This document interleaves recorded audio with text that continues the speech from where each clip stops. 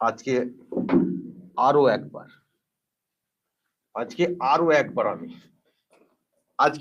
একবার দর্শক, আজকে আমার আরো একটা আনন্দের দিন, সেই জন্য আমি এটাকে খুলে আরো একবার ওড়াবো। পুলিশ দেখুন, দেখুন পুলিশের কর্তারা দেখুন, আরামবাগ টিভিকে এইভাবে জব্দ করা যাবে না।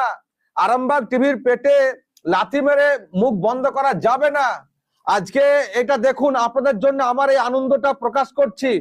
অনেক চেষ্টা হয়েছিল আরামবাগ টিভির ব্যাংক অ্যাকাউন্ট ফ্রিজ করে দিয়ে পুরো মানে পেটে লাথি মেরে পুরো পরিবারটাকে সমস্যায় ফেলে মুখটাকে বন্ধ করার, কিন্তু পারলেন না। আজকে কলকাতা হাইকোর্ট তো একেবারে ঝামা ঘষে দিয়েছে। বারবার শফিকুল ইসলামকে ছোঁয়ার চেষ্টা, না গ্রেপ্তার করার চেষ্টা, যখন হচ্ছে না তখন ব্যাংক অ্যাকাউন্ট ফ্রিজ করে দেওয়া। কি হলো আজকে, কি হয়েছে কলকাতা হাইকোর্টে? ভালোই তো জানেন কি হয়েছে না হয়েছে। উত্তর দিতে পেরেছেন? আপনাদের যারা ছিলেন আইনজীবী তারা উত্তর দিতে পেরেছেন? জাস্টিস যেসব প্রশ্ন করেছেন তার কি সঠিক উত্তর দিতে পেরেছেন? কি হয়েছে অর্ডারটা দেখেছেন তো? যে অর্ডারটা আজকে করেছেন বিচারপতি রাজর্ষি ভরদ্বাজ, দেখেছেন তো কি লিখেছেন? আর যে মামলা করেছিলেন সেই মামলাগুলোর কি অবস্থা হয়েছে? মামলা টিকলো তো নাকি স্টে হয়েছে? খুব চেষ্টা না শফিকুল ইসলামকে জব্দ করব, সেই জন্য আজকে আমার তো আনন্দের দিন। আর এই এখানে বসে এটাকে ওড়ানো হচ্ছে। আমার একটা এই উচ্ছ্বাস প্রকাশ পুলিশের ওইসব লোকদেরকে জবাব দেবার। নিন, পারলে এটা পড়ে বাইরে বেরোবেন, উর্দি খুলে ছুঁড়ে ফেলে দিলাম, যান, ওটা আমি আর পড়বই না আজ থেকে, ঠিক করলাম। ওইসব ছেড়ে, উর্দি ছেড়ে, পুলিশের ওই খাঁকি উর্দি ছেড়ে আমি এটা দিচ্ছি, এটাকে নিয়ে যদি এইরকম টাইপের বানিয়ে রাস্তায় ঘুরতে পারেন, ওই খাঁকি উর্দি পরার কোনো যোগ্যতা আপনাদের নেই।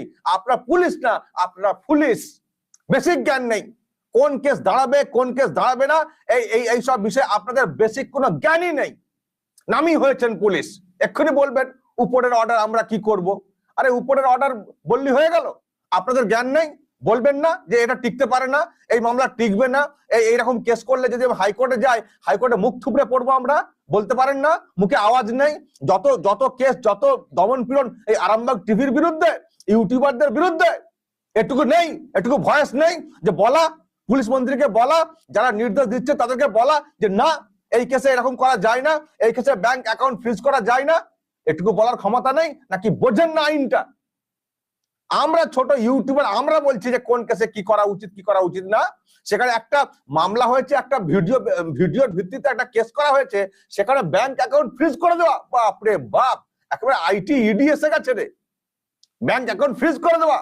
ভেবেছিলেন যে এরকমই চলবে আর ব্যাংক অ্যাকাউন্ট ফ্রিজ হয়ে যাবে আর আমি না খেয়ে মরে যাব, ব্যাস আরামবাগ টিভি দরজা বন্ধ, ঝাপ বন্ধ, আমরা একেবারে ড্যাং ড্যাং করে বেরিয়ে যাবো, এটা ভেবেছিলেন? কি হয়েছে দর্শক? আজকে তো ঝামা ঘষে দিয়েছে কলকাতা হাইকোর্ট, ঝামা ঘষে দিয়েছে।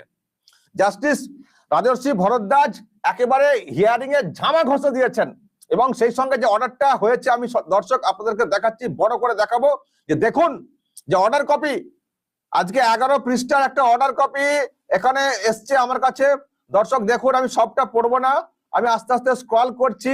যারা পড়তে চান এটাকে স্লো করে দেখে পড়ে নেবেন। আমি বেসিক যে জায়গাটা, সেই জায়গাটা আমি দেখানোর চেষ্টা করব।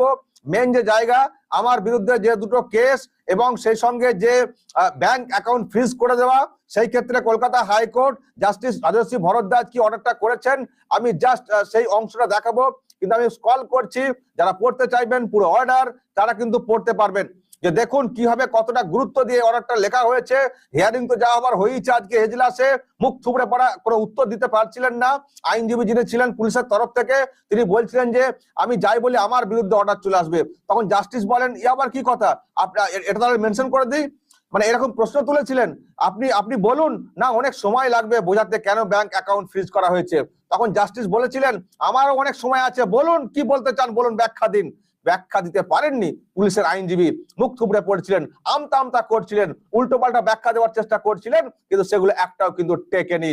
এখানে দেখুন 18 নম্বর পয়েন্টে কি বলা হয়েছে, যে ধরনের কথা, যে ধরনের এফআইআর করা হয়েছে তার সাপেক্ষে যে তথ্য দরকার, যে ডকুমেন্ট দরকার, যে ভিত্তি দরকার, সেটা কিন্তু দিতে পারেনি পুলিশ, সেটা কিন্তু পুলিশ দিতে পারেনি। ব্যাংক অ্যাকাউন্ট ফ্রিজ করে দেওয়া হয়েছে এবং সেই জন্য কোর্ট কিন্তু পরিষ্কার বলেছে, দেখুন ইমিডিয়েট ডিফ্রিজিং এর ব্যাপারটা দেখুন এখানে উল্লেখ রয়েছে, ইমিডিয়েট ডিফ্রিজিং এই কথা উল্লেখ রয়েছে।